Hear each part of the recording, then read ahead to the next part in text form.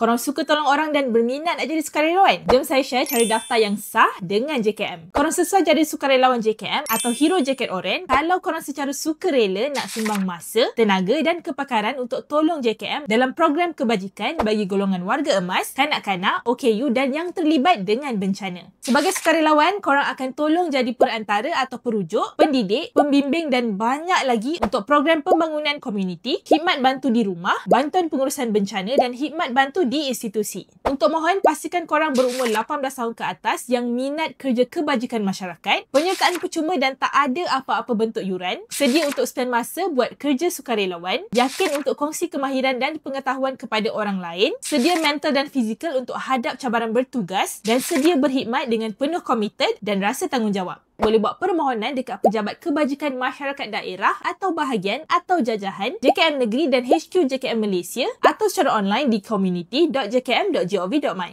Share dan repost video ni supaya lebih ramai boleh daftar. Follow Settle.my untuk info best macam ni setiap hari.